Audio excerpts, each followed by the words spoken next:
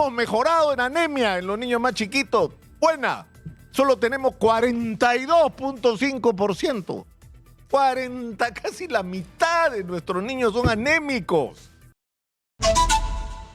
Acaba de ser publicada la encuesta nacional de hogares, la ENDES, y una vez más trae cifras que deberían preocuparnos. Deberían preocuparnos seriamente porque de alguna manera, pese a algunos detalles que para mí resultan incomprensibles, pero en fin, de contradicciones en las cifras, lo cierto es que lo que revela es una grave crisis social en el país. Y una grave crisis social que venimos arrastrando desde hace años. Y por eso es tan importante reiterarnos o repetirnos esta interrogante. Es decir, ¿qué pasó en el Perú en estos últimos 30 años de aplicación de un programa que fue sin ninguna duda exitoso en el aspecto macroeconómico? Es decir, se ha mantenido la estabilidad de la moneda, se ha controlado la inflación, y esto sobre la base de garantizar, en primer lugar, la independencia del Banco Central de Reserva de cualquier decisión política, que no andan imprimiendo billetes como se hacía en el gobierno de Alan García para cubrir las necesidades de plata que al final no valía nada. Y eso evidentemente tiene que ver con el mérito, incluso personal, de quienes como Julio Velarde han conducido los destinos del Banco Central de Reserva en los últimos años.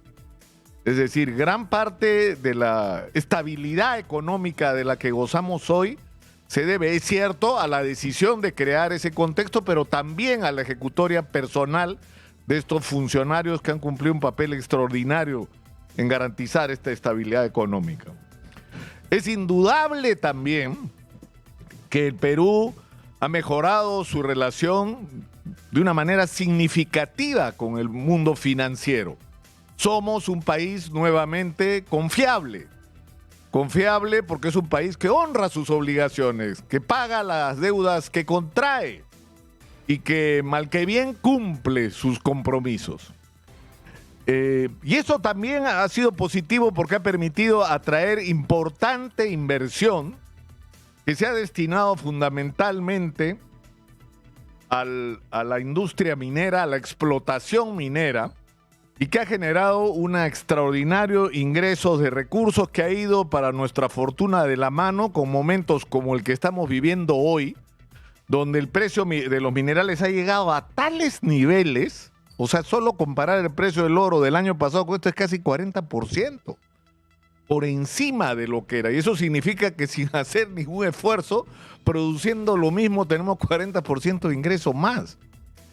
Entonces, eso ha permitido que tengamos cifras extraordinarias de crecimiento macroeconómico. Que en el Ministerio de Economía y Finanzas caminen todos por los pasillos con unas sonrisas extraordinarias por los números azules tan bonitos que tenemos. Pero el gran problema es que todo este proyecto llevado adelante a lo largo de 30 años ha tenido al final de la historia de este milagro peruano cifras como esta: 12.2% de nuestros niños son desnutridos. 12.2%. Hemos mejorado en anemia en los niños más chiquitos. Buena. Solo tenemos 42.5%. 40, casi la mitad de nuestros niños son anémicos. Celebramos porque hemos subido 0.3 o 0.4 en relación al año pasado. Todavía no termina este año, ¿eh? Estas son cifras hasta la mitad. Hasta julio del del 2024. Tenemos niños afectados, casi el 15, 14.9 y algo afectados por diarreas. ¿Por qué tienen diarreas? Por la pésima calidad del agua que consumen. A empezar. Ahora, hay otra cifra que dice que teóricamente el 97% de la gente en el Perú tiene acceso a agua. No es así. Ojalá fuera así. Se supone que tienen acceso a agua tratada de alguna manera, cuando esa no es la realidad. Pero en fin, pero hay otras cifras graves. Las mujeres en el Perú, hay un 23.2% de mujeres jóvenes anémicas. y que anémicas salen embarazadas y anémicas dan a luz.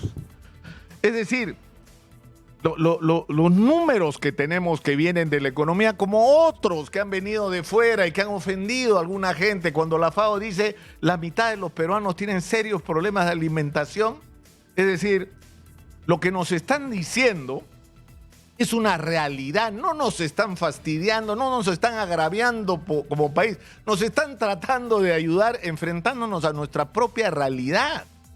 Entonces, la pregunta que estamos obligados a hacernos es ¿qué falló en este proyecto económico? Y lamentablemente eso es algo de lo que no se quiere discutir. Que Fujimori, apropiándose de las ideas de Vargas Llosa, llevó adelante una política económica que tuvo éxito, sí, pero no fue de la mano, con una reforma del aparato del Estado, con un proyecto nacional de desarrollo propio, que nos hubiera permitido utilizar esos ingentes recursos que ingresaron para construir una economía sana, donde la gente tenga chamba, donde el 80% de la gente no tenga que vivir en la informalidad para sobrevivir, donde montones de peruanos se levantan esa mañana y no saben si su familia va a comer ese día o no y salen a buscarla, donde en ese contexto de inestabilidad, de crisis y de sufrimiento económico la delincuencia se convierte en una tentación para demasiado. Eso también es resultado de esa política económica. Entonces, ¿qué es lo que hay que hacer? ¿Tirar todo lo que hizo Fujimori al tacho? No, señor. Hay que rescatar las cosas que hizo bien y corregir todo lo que se hizo mal y no se hizo. ¿Por qué es tan difícil comprender algo tan elemental como esto? Estamos enfrentados hoy al megaproyecto del puerto de Chancay. Y la pregunta que me hacía hace unos días un consultor, lo he contado acá, un consultor chino, un tipo brillante, me decía, ¿sabes cuál es el problema? ¿Cuál es el proyecto de ustedes? Los chinos saben lo que quieren con el puerto de Chancay. ¿Nosotros sabemos lo que queremos? ¿Cómo vamos a usar ese puerto para potenciar al Perú, por desarrollar por lo menos en algún nivel la industria, por generar miles de empleos? O sea, ni siquiera tenemos las carreteras, ni el agua potable, ni el saneamiento, ni el recojo de basura, ni el sistema de salud, ni el sistema de educación. Es decir, vamos a inaugurar un puerto y no estamos ni de lejos listos, porque no tenemos un proyecto propio, porque estamos ocupados en pelearnos entre nosotros, arrastrados en el fango de las ideologías. Es decir, yo creo sinceramente que estas cifras tienen que obligarnos a hacer una reflexión sobre esto que estoy diciendo. Una reflexión de la que no hemos sido capaces. Porque el país se ha polarizado de una manera espantosa. ¿Eres fujimorista o eres antifujimorista? Eso ya fue. Eso ya fue el pasado. Eso fue hace 30 años. O 20 si quieren reducirlo a los temas estrictamente políticos. La discusión en el Perú es otra. Es qué diablos vamos a hacer nosotros mismos con nuestro país. Que para nuestra fortuna es el país de las oportunidades. Es el país de la riqueza que el mundo necesita y que nosotros tenemos. Lo que no tenemos son ideas. Lo que no tenemos son líderes a la altura de las circunstancias. Lamentablemente. Soy Nicolás Lúcar, esto es Hablemos Claro. Estamos en Exitosa, la voz que integra el Perú, 95.5 de la FM en Lima, canal 34 de Movistar.